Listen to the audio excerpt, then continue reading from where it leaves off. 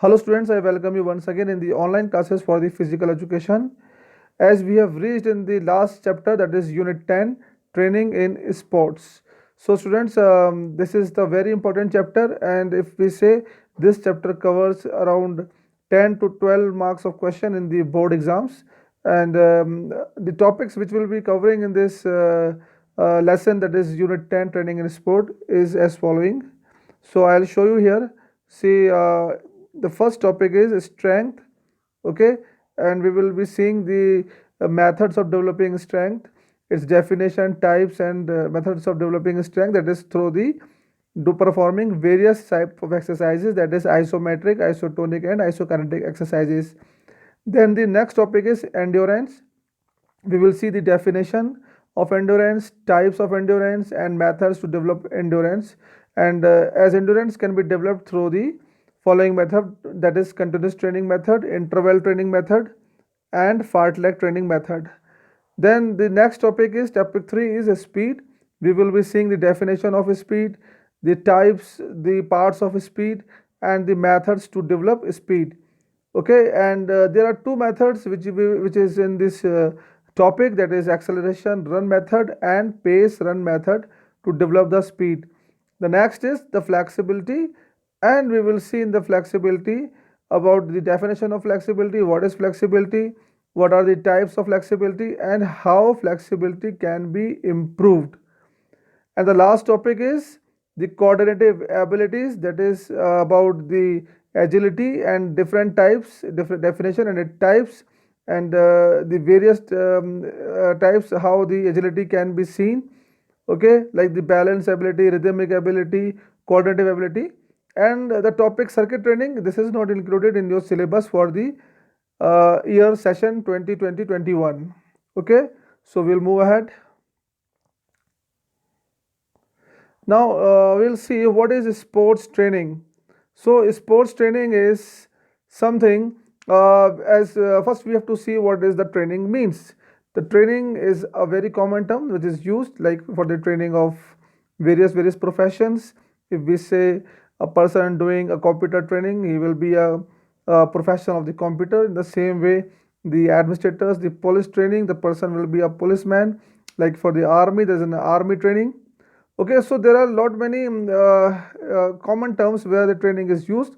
So basically, the training is imparting of the practical and theoretical knowledge. Okay, so in this context, we can say by training we mean an organized and systematic instructional process which aims at improving an individual's ability to play their assigned roles effectively and meaningfully.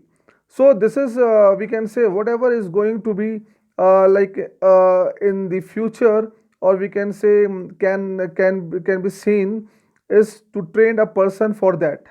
Okay, the situations which can be seen in the future or for the person which has to work for it, so to make his role more effective and meaningful, the training is given.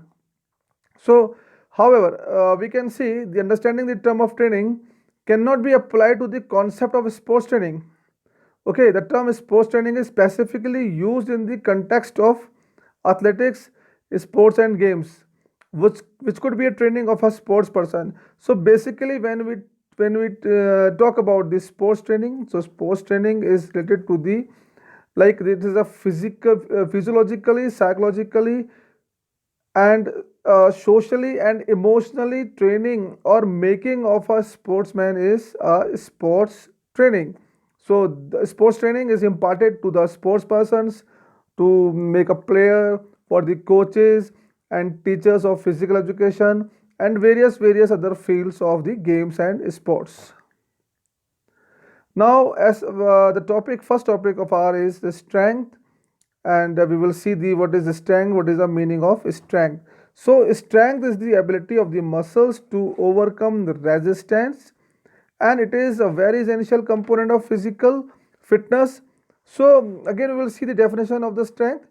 Strength can be defined as the amount of force a muscle can exert. So, strength can be, according to the definition here, muscular strength is as the capacity of the individual to exert muscular force. Okay, and as we have already discussed in our theoretical class, like in the how what are the type of resistance are there in the we can see in the strength. Okay, this is the our own body resistance, then the equipments, the resistance of the equipments, then the resistance of the opponents. Okay, and due to resistance, due to the the air or other things which one has to exert or which one has to bear up. So now we will see the types of strength. So basically, when we talk about the strength is of two types. It is a static strength and dynamic strength. Okay. So as it is here given, the dynamic strength. So dynamic strength is also called as isotonic strength. So this is the strength while doing the movements. So movement means when the muscles, the working of a muscles is visible. Okay, so we can see when there is a movement, like our skeletal system moves, and there is a movement of muscles, that is extension and flexion of the muscles can be seen is termed as dynamic strength. So it is again of three types dynamic strength. Okay, so that is a maximal strength, explosive strength, and strength endurance. So maximal strength is to act against the maximum resistance. Okay, it is the ability to work against resistance. So it is the quality of muscles to contract forcefully and in the quickest possible time. This is also termed as power. It can be seen or it can be seen in the like throwing or weightlifting where maximum power can be seen, or while taking off the take off in the jumps and sprints while starting from the starting blocks. That time the full strength which individual uses is a maximum strength. Then we see the explosive strength. It is the ability to overcome resistance with high speed. Okay, it is the combination of strength and speed. So what happened in this, means in explosive strength, the muscles contract so powerfully and forcefully. Okay, this happens in during the jumping activities or during the throwing activities, or we can see the simple example like a punch in the in the boxing, or in weightlifting, or putting a shot in a shot put, or throwing a javelin, or throwing a discus throw. So the sudden release of energy through the quickest movement or the forceful movement of the muscles is a explosive strength. Then we see the strength endurance. So strength endurance is again the combination of strength and endurance ability. So it is the ability to overcome resistance and act against resistance under the condition of fatigue. Means this is a type of situation where individual continues the activity for the longer period and shows the component of the strength. So that is can be easily seen during the long races, swimming, and uphill running, or uphill road cycling or mountaineering. So strength endurance is to bear up or to resist during the under the fatigue conditions. So now we'll see what is static strength. Static strength is also termed as isometric strength.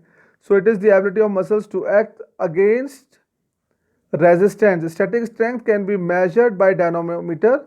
So it in static strength, the individual act against the resist means it is ability to act against resistance from a stationary position or from a single position. Okay, means there is a no visible movement of the muscles. So that is termed as isometric. So it is used in sports, but such strength is not of a long duration. It is a short termed strength. And but there is a there is a no visible movement, but in fact work is done during this exercise or during the exhibit of this strength.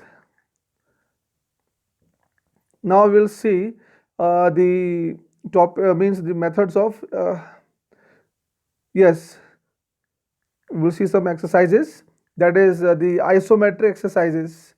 So what are the exercises? Isometric exercises.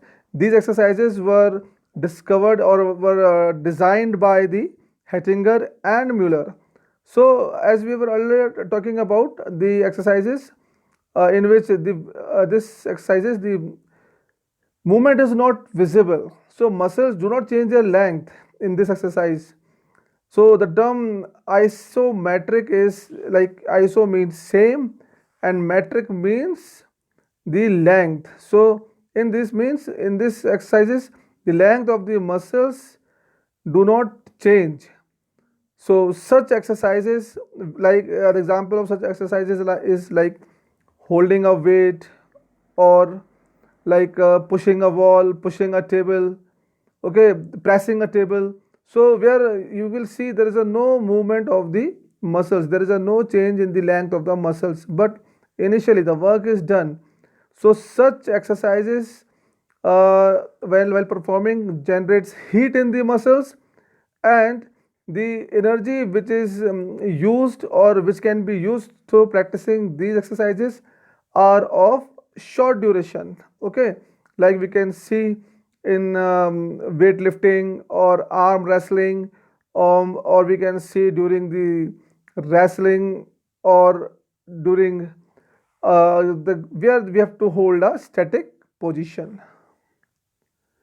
Next is isotonic exercises. These are the exercises where the movement is visible. Okay, and again the iso means same and tonic is related to the same tension or movement. So this exercises keeps the muscles at the same tension throughout the movement. The length of the muscles can be increased by the isotonic exercises. So such exercises where movement can be seen, okay, and what we will say that it is an uh, there is an upward movement or a downward movement, that is an extension and flexion of the muscles. Okay, so that is means the muscles changes this length, that is either they will be shortened or they will be lengthened during the action along with tension in them. Okay, so such exercises are like jumping, running, okay, doing dumbbells, curl ups, ups and downs, okay, bench press. So such activities or chin ups, these are the perfect example of isotonic exercises. Next is isokinetic exercises. So these exercises were developed by the Perrin in 1968, and these are the combination we see of the isotonic and isometric exercises. As these exercises are performed on machines, so the exercise creates a different level of resistance.